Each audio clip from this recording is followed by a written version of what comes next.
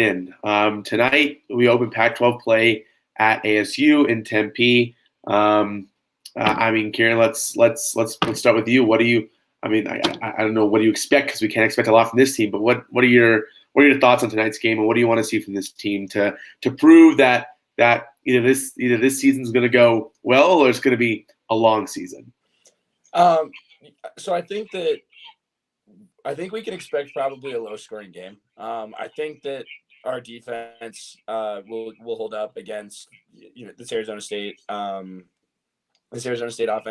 I think we're going to have to rely on our defense as we do seemingly week in and week out these days, as it seems to be the only sort of consistent aspect of our football play just generally. And so I think that's I think it's going to be low-ish scoring. I think that CU as a result might be able to keep it within just a couple scores as a result of that. However, I can't say that I'm going into this game realistically expecting a win. Obviously I would love to see one. Obviously it'd be ideal to have the Buffs go into Tempe and, all of a sudden find a passing game and then be able to add a little bit of versatility to our offense and stuff. But I think it's unlikely. But I don't know. What are your thoughts? I don't know. I think these past 3 weeks have just took all the air out of my sails in terms of this team. It comes down to this offense. I have plenty of trust in this defense to be able to contain a very good Jaden Daniels and a very good rush game that ASU has. But all of it won't matter unless we put more than 7 points on the board, and even that's a challenge. I'd like to see they use Brendan more than like to run more. We didn't see a lot of that in the Minnesota game, and of what he did, he had no time, and that offensive line just got cooked by Minnesota. Absolutely, yeah. And I think entering Pac-12 play, I want to say it's a lesser tier of the caliber of players they're going to face, but it is. Absolutely. At Minnesota's defensive line and offensive line, we're towering over our offensive line and our defensive line. We had no chance. So I think entering Pac-12 play, I think we'll see our offensive line be better. And I think that then parlays into this run game getting going, because we had almost a 1,000-yard rusher last year in Jared Broussard, and he's been very quiet this year. And granted, having the likes of a deep running back room means he's not going to get the amount of touches he did last year. But I'd still like to see more of him. He proved that he can be one of the best in the Pac-12.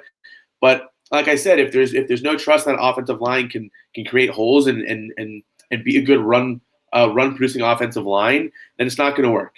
I'd like to see this passing game play within its limits. I don't want to completely take the ball out of Brendan and Lewis's hands. I think he's got the ability to be a decent quarterback in terms of throwing the ball, 20 or less yards downfield.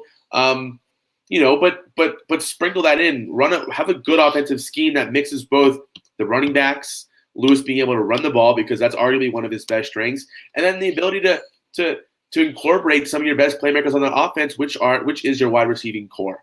So that's what I'd like to see. Am I going to see it? Probably not.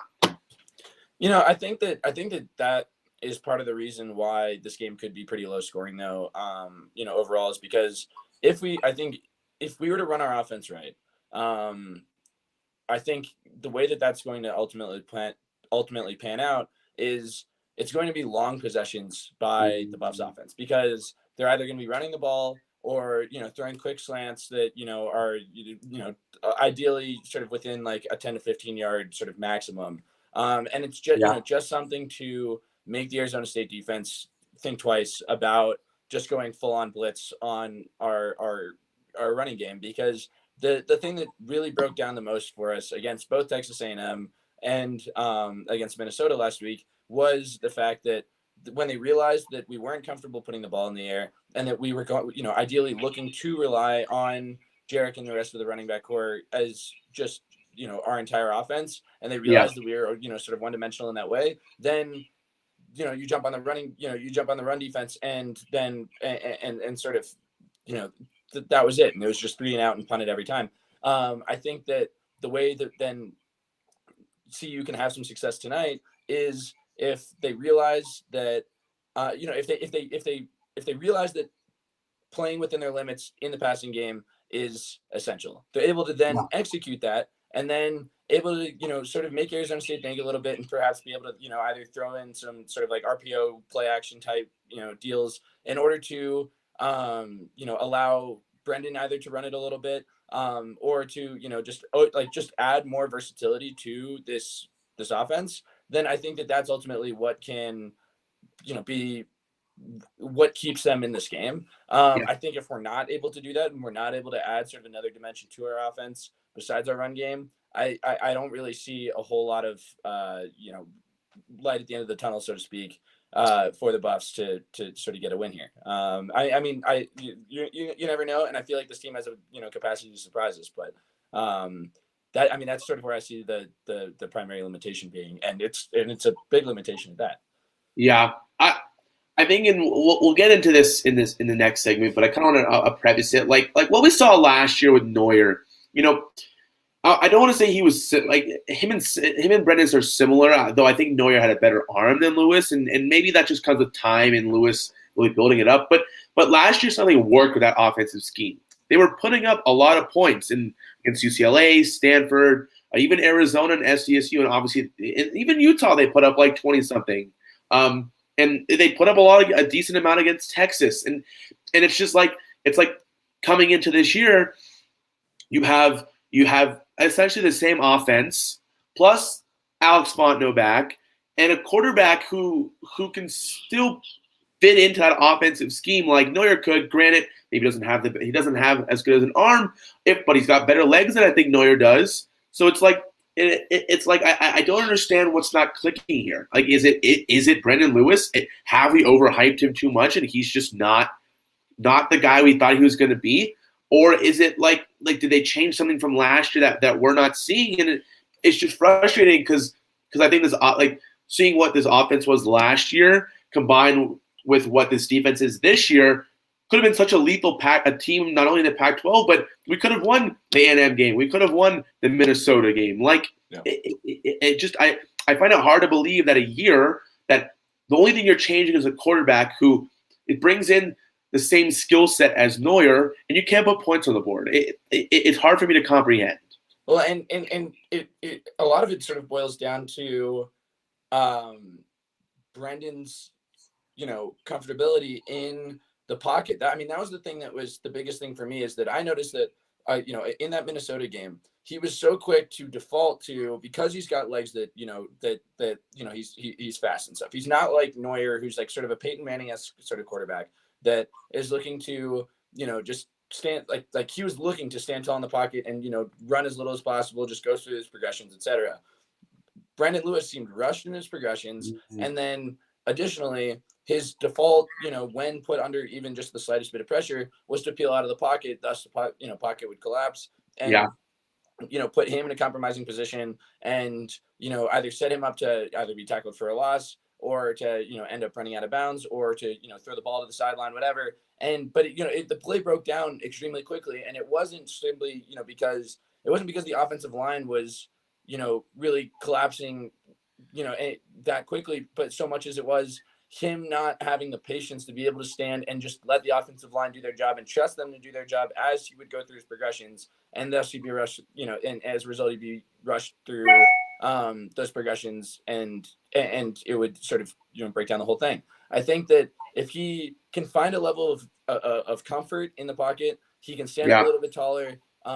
Be hopefully this week in practice, Dan Chiaverini had them going, just like sort of just doing those exact drills, putting pressure on him, having him stay in the pocket, having him stand tall, having him go through his progressions, all of that stuff. Ideally that was what the kind of thing they were working on this week, given what, I saw from them last week. And then, it's the kind of thing where if they've figured that out and that begins to click, then, we're talking about a totally different game. And, we're talking about a game that I think the Bucks could very well win, potentially if those things click, because as we, talked about, before that our secondary has just been on like a force to be reckoned with the entire year. Our cornerbacks and stuff, Christian Gonzalez, etc. Now they've been they've played good defense, and so we're gonna have to match that with being able to possess the ball a little bit, not keeping the defense on the field the whole time. And if we can make those things happen, then we're talking about a totally different ballgame. Yeah. I kind of I like that, and I want to go back to kind of what I brought up. So I think 3 weeks into a season, I don't want to say we're jumping the gun, but it's like at what point do you start to question the whole thing? Last year was so promising, going 4-2, losing to a really good Utah team who struggled with COVID and really proved that they were going to be a good team in the Pac-12. And then you lost to a Texas team that was legitimately better than we were with Sam Ellinger, who's in the NFL now. We had no business winning those games, but we still looked good. And there was all this hope coming into this year that year 2 under Darrell, with an offense that produced so well last year, with a defense who was getting back Nate Landman, who had breakout stars like Carson Wells, who has this young secondary who now who are now sophomores and juniors who are really coming into themselves, and we haven't seen it. And you really can't point to the UNC game. The UNC game was a game that everyone expected us to win against an FCS opponent. You can't look at that game as a good gauge about what's going on, but you can look at the A&M game and you can look at the Minnesota game against games with opportunities to prove that this team is for real. That the A&M game, the play calling in the second half was atrocious. The defense played their heart out, and obviously something is going right in that defense. Whether it be the coordinators, whether it be the talent they're bringing in, that's not the issue. The issue is, in my opinion, it's two things. It's Darrell's. I watched Carl Darrell on the sidelines during football games, and I love this comparison between him and PJ Fleck last week against Minnesota. Yep. Watching PJ Fleck coach a football team for 60 minutes is incredible. It's exciting. He's always in his players' faces, whether it be good or bad. He's up against the referees. He's yelling at his team. He shows emotion. He runs down the field with his team. And Darrell just stands. He's invested. He's fired up. He's fired up. He loves to be there. He's into it. And Darrell just stands on the sideline with his arms crossed. Yeah. And I'm like, how do you bring energy to this team, or how do you rally a team around you when you're just standing there and you're not showing any emotion or any of that type of stuff? And it's frustrating because a coach. Players look up to a coach, and if he's just standing there with his blank expression on his face, what kind of confidence are you instilling in those players? And it's just frustrating to watch. And it's like I don't want to question him yet, because he did lead us. He did have a great season last year, and he's proved that he has the ability to turn this program around. That being said, you wasted 2 opportunities to really prove that you were for real and that you're the right coach for this team, and you wasted it. Yeah, and I think there's something to be said for Darrell's sort of cool, calm, and collected, way of carrying himself on the sidelines and stuff, and perhaps leaving some of that, that energy and that, that passion, all the, sort of that we're talking about with PJ Fleck, leaving that to the O&D coordinators. And I think that, so I think that that's a way that you can go about coaching a game and still effectively deliver the energy and all of that you're talking about, while also being able to have sort of just cool analytical play calling at the helm. Yeah. When you start to sort of question, I think when any of us start to begin to question that a little bit, or when it's something we start to hyper focus on, is when the play calling just doesn't seem to be aligning with what's happening out on the field, and as a result, then setting the offense up for failure, seemingly given the circumstances and stuff.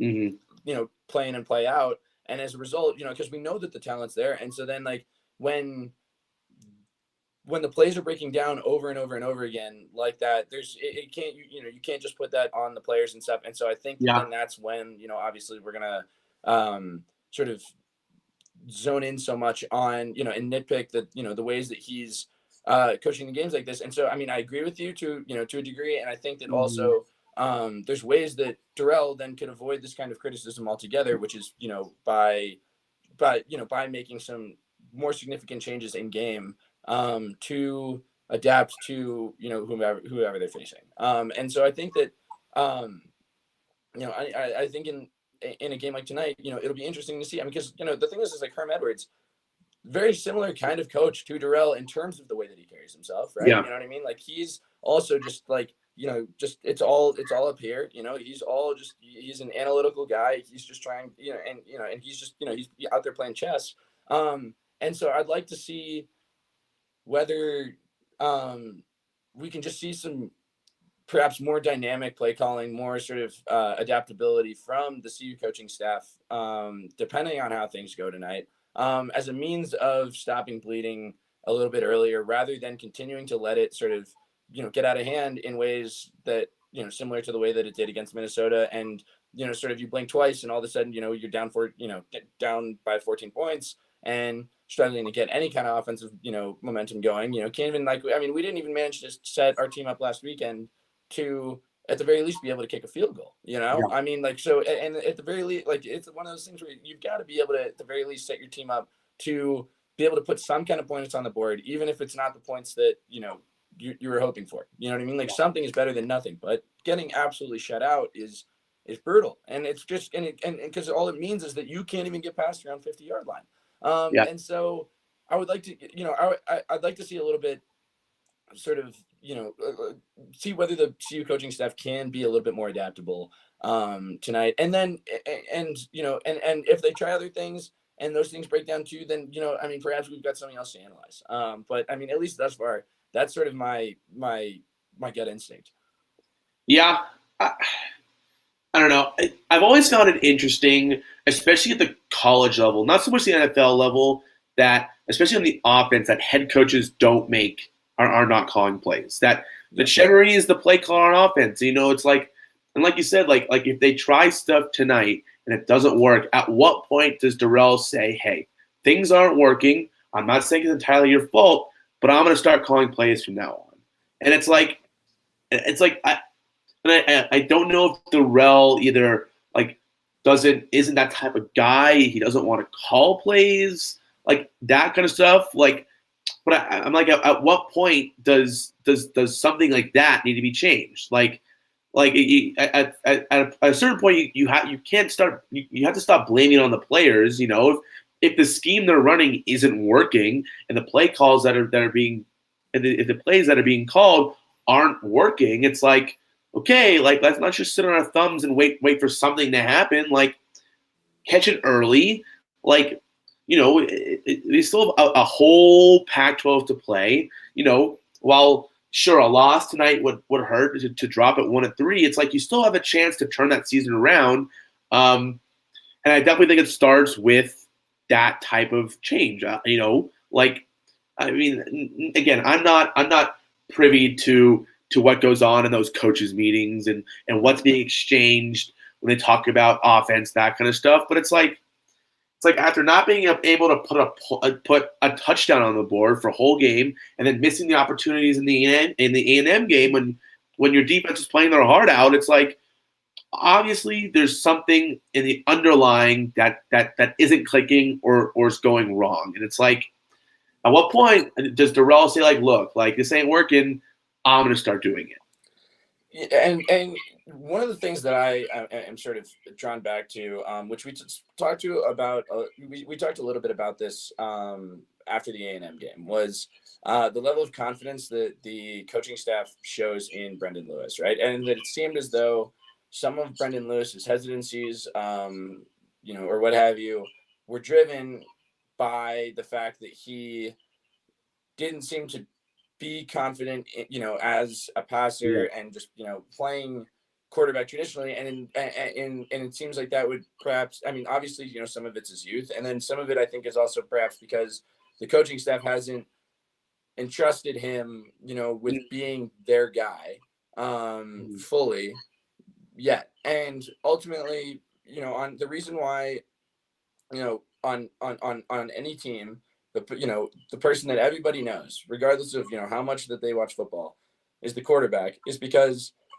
the quarterback's ultimately so instrumental in leading the team, right? And so with Lewis being not only not necessarily, comfortable with his teammates, but not only necessarily having confidence with himself, as a result, I'm sure that's going to set an offense up for failure, because the very guy that you're trusting to be leading the entire operation on the field isn't somebody who is like the guy that you think of as the guy, the playmaker, the leader, when when you're thinking about the team as a whole. And so I think that that's one of the things that is also just, it's sort of one of those intangibles where it's like one of those things that's just going to need to change in order to see any sort of real progress from the Buffs tonight. Yeah, I agree. Yeah, I think. Yeah, it really. I mean, I've like no words for this team anymore, because it's just frustrating to watch. I mean, that being said, I think it's important to kind of shift the focus into the broader outlook of a Pac-12. I mean, there's no doubt that the best team in this conference is Oregon. Like they're legitimate. Like, wow, they are for real. This is a long. This is what the Pac-12 has waited for. Even back in 2016, when Washington made the college football playoff, they weren't for real. And same thing with with Oregon, with Mariota. But I don't know, this Oregon team, after beating Ohio State, I don't know, just seems for real. And I think as much as you can call me crazy, like this, how open this Pac-12 is definitely sets up Colorado, if something clicks, to make a run. I mean, I don't know the Pac-12 South outside of UCLA right now looks pretty terrible, if you ask me. Yeah, I mean, USC hasn't impressed me significantly yet, and then obviously the firing of Clay Helton was, is something that it'll be really. I mean, that was something that was just clearly, the straw that broke the camel's back for USC. It was something that I think the Pac-12 was waiting on largely, but it's certainly, indicative of how USC is feeling about their chances for success, given the status, or certainly given the status quo prior to firing Helton, right? You know what I mean? Keaton Slovis has been, sort of mediocre at best this year. I know that they even sort of had a little bit of a quarterback battle going on, this year, where, which is odd for a team that, has had, Slovis in the starting spot for the last 2 years, and then is suddenly, looking at a quarterback battle, when he's, at least 2 years into having started. I think that Utah is certainly not the team that, we saw, last year as sort of a force. And to be honest with you, Arizona State has been decent thus far. I don't think they're, especially tested though, which will be, all the more reason why it'll be interesting to see sort of how the Buffs fare against them tonight. And then obviously, Arizona, continues their streak of having not won a game, in recent memory. I mean, they went, and they're already on, they're off to an 0-3 start this year. So UCLA is really the, sort of the main bright spot there. And, Chip Kelly really seems to have sort of found his stride a little bit. And I've got to say that while the Pac-12 South doesn't look great, the Pac-12 North doesn't look especially awesome either. I mean, obviously with the exception of Oregon, who, as you mentioned, they're a team that came to play this year. They seem to have really sort of fit some pieces together, and, are firing on all cylinders, ready to sort of make a splash, I think, nationally. But Stanford, seems they've been struggling for the last couple of years. They don't really, they're again haven't been super tested this year. I mean, their win against USC was like decent, but obviously that's right on the heels of USC having fired their head coach. Yeah. Oregon State, Cal, Washington State. I mean, none of them have. None of them are really sort of especially tested out of conference at the beginning of the year here, sort of in the same way that CU was sort of front loaded with that A&M game and the Minnesota game, and so I haven't seen reason to believe that any other teams besides really UCLA and Oregon in the Pac-12 overall are teams that CU can't necessarily hang with, and perhaps Arizona State too. I think it's worth respecting their top 25 ranking, but call it UCLA, Arizona State, and Oregon. Besides those three, I haven't seen anybody who is somebody that I think the Buffs need to be especially worried about. And I'd go even further to say that I think it's very winnable games there, and it'll be interesting to see tonight whether the Buffs can hang with the likes of an Arizona State too. And if they can, I think that this conference is absolutely wide open, with the exception of Oregon, sort of with a lock almost, sort of to have that conference win. Yeah. As a general overview of the Pac-12, it ain't a good look. Like, it's a good look that we have Oregon, and it's a good look that UCLA beat LSU, and Arizona State was ranked, and okay, and that kind of stuff. But I mean, like, truly outside of Oregon, this conference kind of sucks. Like, I'll be the first to admit it. Like, we suck. Arizona sucks. Utah's been playing terrible. I mean, all the teams you just said have not been playing good. I mean, sure, everybody has a win except for Arizona, but like.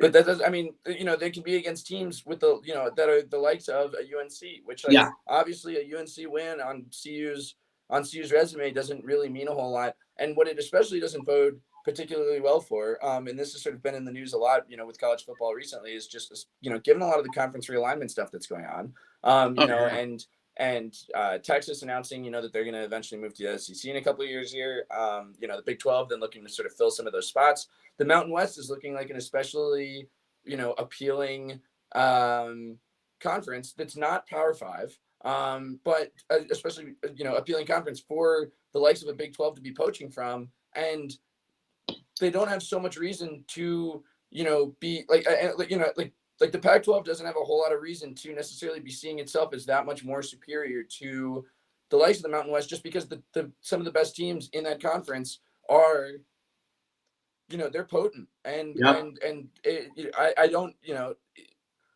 there's so much disparity in the Pac-12 right now. If you were to take it from Oregon to Arizona, like that differential is bad. Like, the Big 12, like Big 12 games. Like, intra Big 12 games, always competitive. Intra SEC games, always competitive. Like, for us to be able to have teams that are that differing in skill set and sort of just recruiting, etc., to not really be able to create competitive games within the conference for ourselves, with at least half of the opponents is really, really tough.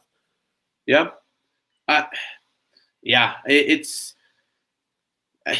I mean, look, as I check these scores, Colorado State's beating number 5 ranked Iowa in Iowa by 7 right now. I mean, Air Force is strong. Boise State's Mountain West, are they not? Yeah. Boise State's. You know what I mean? Boise State's like one of those teams that always just comes to play. And Utah State. Utah State, San Diego State, Fresno State. State with they've got first round draft pick quarterbacks going and playing it.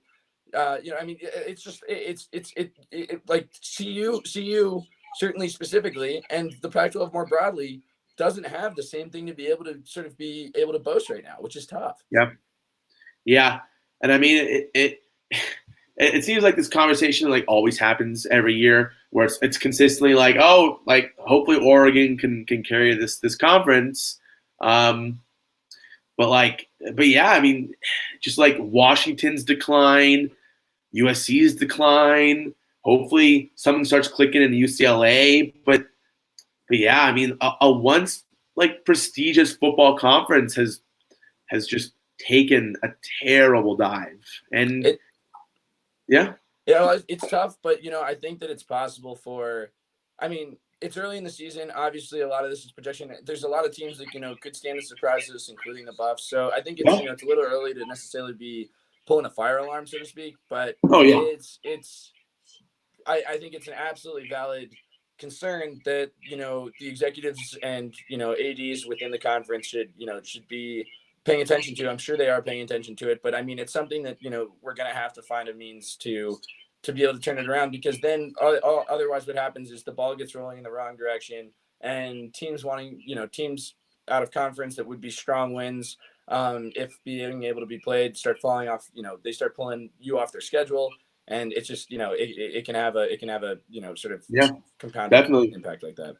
Definitely. I agree. But with that, I know Kieran, we're both gonna be watching the game tonight, so we'll have plenty to talk about next week. Hopefully, this game's interesting. I hope so, for the sake of my sanity and your sanity. Yeah, But as always, follow us on Twitter, right below our heads. I'll be tweeting during the game tonight. That's for sure.